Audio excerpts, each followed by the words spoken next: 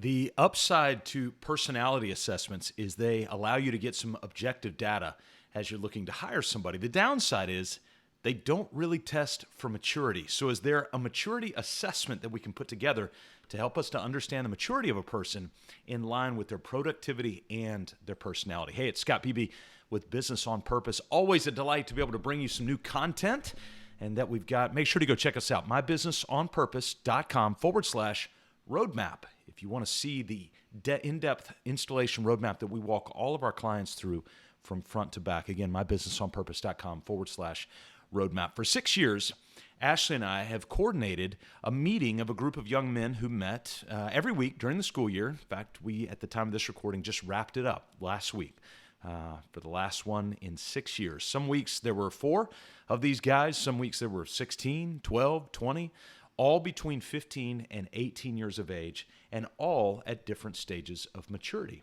And so we walked these men through a variety of discussions and situations, scenarios, and we adapted from somebody else a 5-stage growth pyramid for each of these young men to understand where they were at in their level of maturity. And so we relayed those stages this way: boy, adolescent, man, mentor, and patriarch. And upon introduction, many of those young men in our group presumed that their age was the entry point into each stage. Turn 13 and you become an adolescent. Turn 18, you become a man, right? That's what we assume. But there was one astute young man who asked a resonating question around our communal fire pit one night. And he asked this: at what age do you become a mentor? It was akin to asking, hey, at what year do you become an expert in your field?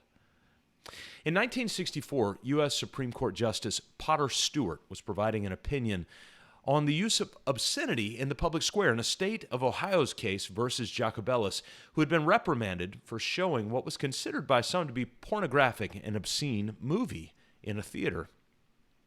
Justice Stewart explained it in his opinion: I shall not today attempt further to define the kinds of material that I understand to be embraced with the shorthand description of what he would call hardcore pornography. And perhaps, he said, I could never succeed in intelligibly doing so. But I know it when I see it. We will certainly do our best to lay out helpful marks of maturity within a civil society, and yet maturity can only be validated in part under the mantra of, I know it when I see it. My response to the young man asking at what age you scale the stages of manhood: I asked a response question. Have you ever seen a 19-year-old boy walking around in a 54-year-old body? He understood the principle of maturity. See, maturity equals maturity. Age equals age. You can have age without maturity. You can have some maturity without age. But I'm not convinced you can have full maturity without the combination of age and wisdom. See, wisdom is that key phrase. It's a key word. It's a cocktail of time and understanding, trial, error, learning, teaching, consideration, and even circumspect, humility, confidence, and curiosity. Wisdom gone right is shrewd and helpful, but wisdom corrupted is deceptive, and it's gaslighting. The secret to wisdom in the Proverbs is this: go get wisdom. So how do we know what to pursue? How do we know what to go get, or what a wise person or a mature person even looks like? I'd like to suggest to you 9 marks of maturation that we can pursue ourselves and begin looking for in others. Now, these marks do not prove full maturity, but simply show a pursuit of that maturity at some particular mile marker along the highway.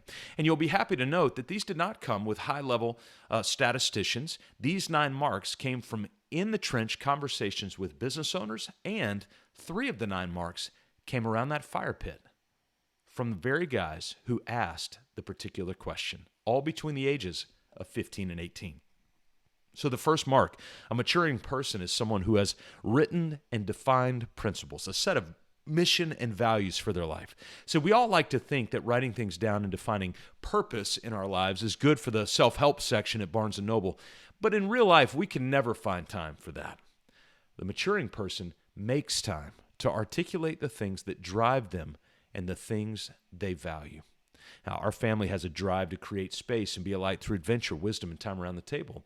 And so one of the more sacred spots in our day is any table we find ourselves together at. and around. It could be a dinner table in our town. It could be a bleacher seat in Winston-Salem. It could be the tray table in row 31, seats C, D, and E, somewhere over the Atlantic. But the table for us, because it's written down and discussed, is an indicator for us to limit distraction, share peaks and pits, discuss a wide range of recent events and future plans, and to play card games. It's written. We talk about it. It's become habit at this point. If you don't write it down, you don't own it. I've heard it said. The second mark, a maturing person invests a bulk of time into a recurring thing. We call it reps. See, distraction has become chaos's tool of choice in our modern battle to fight. Desire is rarely the enemy that keeps us from progressing towards expert status. We all have that desire. We have a desire to fly planes and learn a language, love yoga, travel to Siberia, or hike the Cascades. But distraction then hijacks that desire in mid-flight, rendering us aloof and frustrated, not being able to achieve that thing that we know would satisfy and re-energize. We were at Chick-fil-A at their mothership in Peachtree City, Georgia, a few months back, and we heard a reoccurring idiom that for a while felt like classic corporate goofiness or corporate speak, and then over time was sobered up to a well-trained conviction. Full-time best effort, they would say. See, it's one thing to be at work all day versus working all day. While we're at work all day, distraction begins hovering like sand gnats on a warm May afternoon at a southern coastal ball field. It nips and it bites and it frustrates us until we either leave or we just take measures to battle against it. See, 3 hours at work is not the same as working for 3 hours. Immaturity always welcomes distraction. The third mark of a maturing person reveals a sober judgment and intuition, spending time looking at the thing from different angles. We call it circumspect. For most of my life, I didn't get art. People would sit and look and observe. They would think and contemplate, change angles on the art to take a look at it. And I would think in disdain and arrogance, what are they looking at? Perspective is a hallmark in appreciating great art. Today, I would accept an invitation into just about any display of artistic creation. Well, one of my favorite art displays is the very small boutique dark Museo Leonardo da Vinci. It's a 2-minute walk from the infamous Duomo in Florence, and it's a unique museum displaying recreations of Da Vinci's drawings. See, Da Vinci himself was a prolific illustrator, drawing fine details of things like human anatomy so he could understand it better, mechanical machinery and novel tools. Many of these drawings were never manufactured into tangible instruments, and so the Da Vinci Museum displays actual creations of Da Vinci's drawings, like a tank or a flying machine, and some other things that they've gone through as well. See, these tools, in essence, jump off the page into real life, and the museum gives you a unique opportunity to look at Da Vinci's mind in a work from multiple angles and perspectives. What might have seemed hideous or impractical on paper is now meaningful and unique because it's built in real life. Maturity is making time to walk around and see the various angles of a thing, not in hopes of proving your opinion, but instead to reformulate your convictions with great understanding. The fourth mark of a maturing person is situational awareness, the ability to read the room, knowing who's in the room, when to act, and how to act. Walk down a terminal in most major airports, and that guy will be nearby. You know, the one with the Bluetooth headset, talking as if Nine Inch Nails were playing a live set at the next gate down, and he's got to make sure that the person on the other end can hear everything he has to say. And your response, in your head, of course, is, hey, man, read the room. Solitude is helpful. Isolation, not so much. We live in a communal society with shared spaces. It serves us well to read the room and respond in kind to the dynamics of that room. There's a time and place for everything, and the maturing person is willing to reveal their true self in moments where their true self would be invited and welcome. So read the room. And with that situational awareness is self-awareness. Spending time discovering the inner workings of yourself will open up a world of insight into ahas as to why you are the way you are, doing the things that you do and acting the way that you act. Maturity and self-awareness never uses what you've discovered as a crutch to excuse preference. So we can look at all the profiles and Enneagram numbers we want to, and those are incredibly helpful, but they should never be excuses. The fifth element, the maturing person should realize that Jim Rohn was right. You are the average of the 5 people you spend the most time with. In fact, we could probably say to you the average of the 5 books you read, the 5 foods you eat, the 5 songs you listen to, and the 5 things you spend your money on. If I asked you to set up dinner with the 5 people you spend the most time with, would you be excited for them to meet me and for me to meet them? The 6th element of a maturing person is that they feel compelled by gratitude to reinvest the wisdom that they have received in other people. Seneca, the Roman philosopher, said, "While we teach, we learn." The more modern Benjamin Franklin said, "Tell me and I forget. Teach me and I remember. But involve me and I learn." The maturing person involves other people proactively. The maturing person is always teaching out of the gratitude for what they've been taught. The 7th mark of a maturing person are the stress tests that they've endured in their past.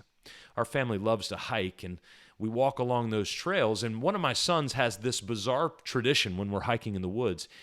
He tries to see if he thinks a tree is dead or it's dying, and then he works to truck the tree, as he calls it.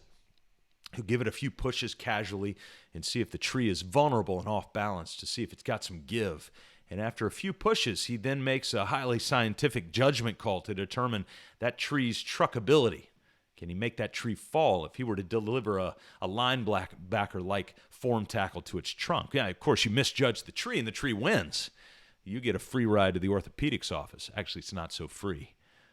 Judge correctly, and you feel like a dominant predator of the woods knocking down the tree with your bare shoulders.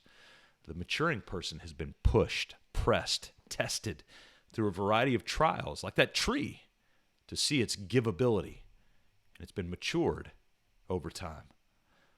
This testing is a gift because it breeds and it develops endurance, and that endurance works itself out into hope and into a light at the end of a tunnel that's opportunity, life, conviction, belief, and satisfaction.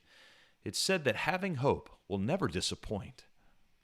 The maturing person in the 8th mark will be aware of their response when they are rejected, and they'll be aware of their response when they win. Notice the maturing person may or may not respond perfectly to rejection or to winning, but they are aware of their response and the impact that response has on themselves and others around them. Brene Brown gives us an insight into what shame is, because rejection is a fertile ground for shame. She says, shame is an intensely painful feeling or experience of believing that we are flawed and therefore unworthy of love and belonging. Each of us has unique shame triggers or events that happen that open the door for that intensely painful feeling to come on in. Maybe your dad only calls when he needs something. Your mom still treats you like an 8-year-old. Maturity is never feeling rejection. Maturity is being aware of how you feel when you are rejected. It's also being aware of how you feel when you win. Victory and winning are equally as important. When you win, how do you win? Maturity will always lead with humility, joy, satisfaction, and gratitude. Maturity will never thrive in an environment of arrogance, stand-aloneness, or gaslighting, or trash-talking. When those things come out of us, and they will, those are elements of parts of our minds and bodies that are still immature and need to be matured. Humility is the currency of the wise, on par with self-awareness. Shakespeare said it this way: "A fool thinks himself to be wise, but a wise man knows himself to be a fool."